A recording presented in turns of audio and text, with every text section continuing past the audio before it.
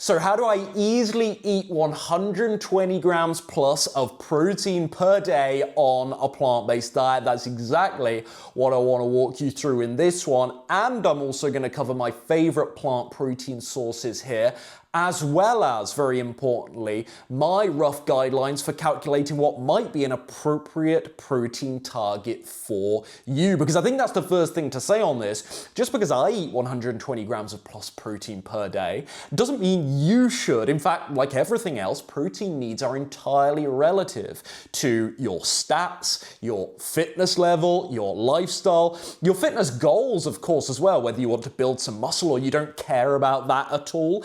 And I think this is a really important forgotten consideration with protein as well. It can be really expensive. So we don't always have the luxury of thinking about what's optimal in terms of protein or any nutrient dietary intake. Sometimes we have to think, well, what is actually going to be realistic for my budget as well? That's an important consideration. Now, when it comes to building muscle, here's what I've landed on over the years. Rough guideline time. 1.2 grams to 1.6 grams of protein per kilo of body weight per day seems to be a really good range to start adding some muscle mass. So let's take a 70 kilo person, 1.2 grams at the lower end of that threshold range might be, well, it would be 84 grams of protein per day. So if you're a 70 kilo person, 84 grams of protein per day would be 1.2 grams, and then of course going up to 1.6. Now there is an argument for being even north of 1.6, and this is often what you'll hear in gym bro bodybuilding circles, that maybe it should be 2 grams per kilo of body weight per day. My understanding though is the benefits of protein synthesis really have a diminishing rate of returns at that point. In other words, is it really going to be adding that much more muscle mass? 1.6 grams, 1.8 grams, 2 grams of protein per kilo of body weight per day. Just those more advanced tiers, let's say. Is the juice really worth the squeeze from a muscle building perspective? Now, here's the really good news. If you're thinking, hold on, Ryan, going back to those numbers 2 minutes ago, I'm 70 kilograms, 84 grams of protein per day. I just calculated on Chronometer. I'm only actually getting 65 grams of protein per day. Here's the really good news. The range, as described, the range that I just mentioned, 1.2 to 1.6 grams that I've landed on, that is only for folks looking to add muscle mass.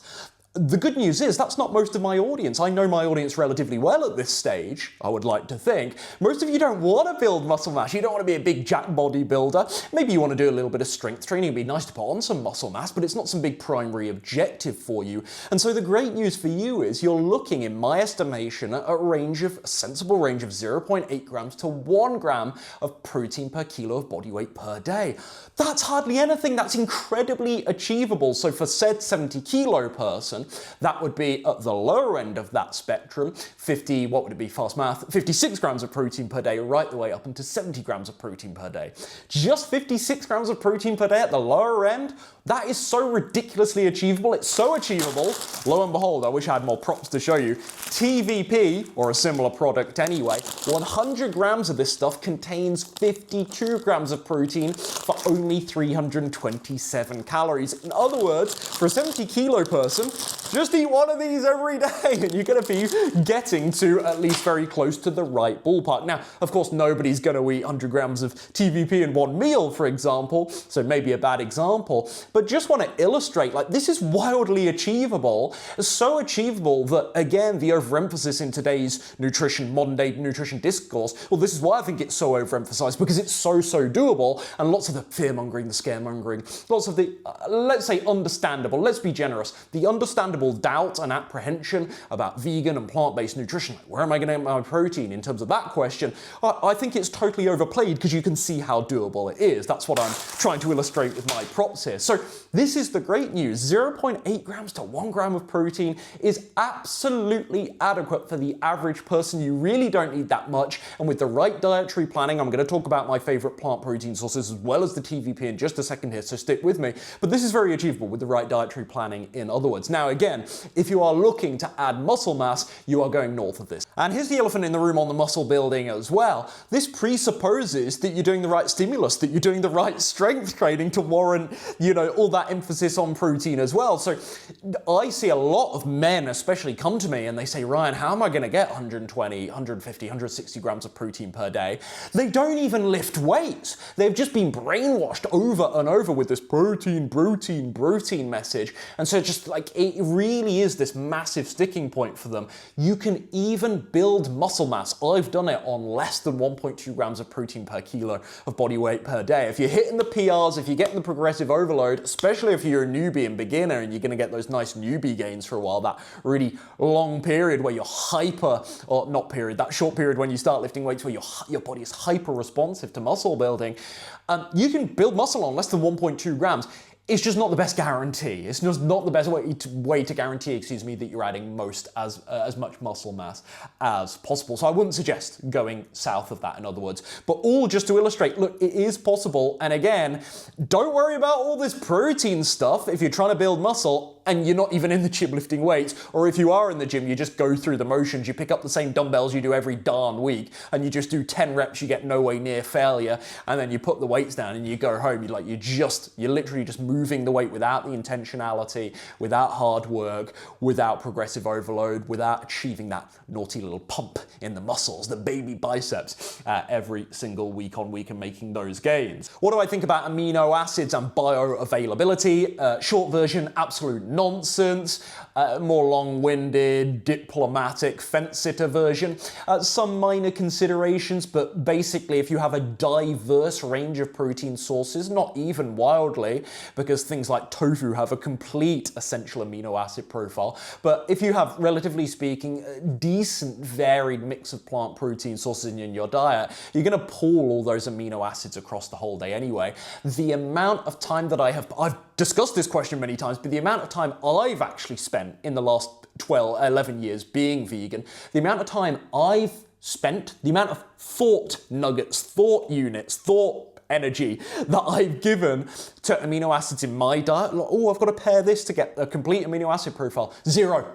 That's how much respect I give it, and I've still been able to add the couple of kilos of muscle mass that I have over the last couple of years. So amino acids, very achievable, a hot topic and a big debate, frankly, for no reason, mountain out of a molehill stuff to, again, throw shade at plant-based eating. Shocker, we've heard this many times in many forms. Now, my favorite sources, I promised I'd get to this.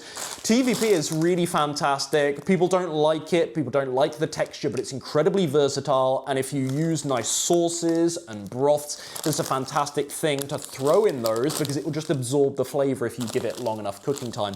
Why I particularly like it is, again, the calorie to protein ratio actually exceeds something like tofu, especially tempeh as well, which I like those as well. I prefer the taste of those things, I do concede, and they're easier because you don't have to soak them in water for 20 minutes before cooking. But at the same time, if you want to get lots of protein for very few calories, this is where things like TVP, soy mince, soy nuggets, soy curls, they can be really useful, though I appreciate not to everyone's taste, but it's an option. But other sources, I mentioned tofu, tempeh, seitan. Seitan, rare. You can find it in the wild sometimes. It's rare, can be very, very expensive, so maybe not a realistic option for many people, but I wanted to include it because, again, what this allows you to do, because it's so lean, it's so low in fat, is seitan. Seitan wheat gluten, if you're not familiar, and you can make your own, but it is a bit of work. But it gives you so much protein for so few calories compared to some of the other plant sources. So again, it's quite hard to get a really high protein intake, but also keep your calories in check at a certain point. And of course, I love, and they still are a protein source, right? You know what I'm going to say now. Beans. Beans, lentils, the legume category as a whole. Particularly, I'm going to shout out edamame and black beans and lentils, virtually of all kind. I love red lentils, but virtually lentils of all kind. These do have a decent amount of protein in them. All of this, beans are not a protein source. Beans are not a protein source. Beans are a source of any nutrient they contain. Lo and behold, they contain protein. They're a protein source. Now, is there an argument? Well, it's not an argument, it's true, that they don't give you as much protein per gram per calorie as tofu? yeah, but what is tofu made from? Soy milk. What is soy milk? Bean. Soy bean. Similar to our mate, the old edamame. So again, it's all coming from the same source anyway.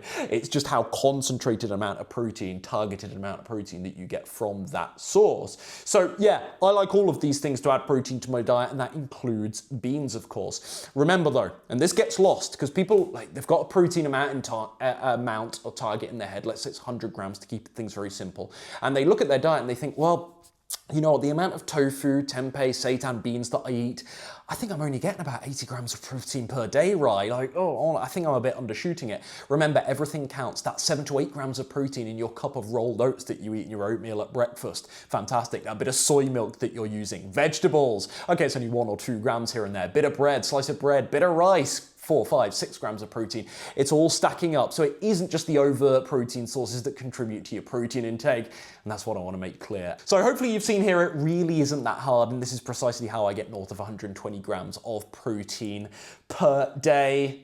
Every day, on a very consistent basis. It just requires a bit of thinking. But the great news, to remind you, is that actually for most people that don't really have any bodybuilding, muscle building ambitions, you're not breastfeeding, there's no other obvious reason as to why you need a particularly high protein intake relative to the rest of the nutrients in your diet. For you, you're looking at 0.8 grams to 1 gram of protein per kilo of body weight per day with a little bit, not even much, with a little bit of thought, dietary planning, very, very achievable. Hope this helps.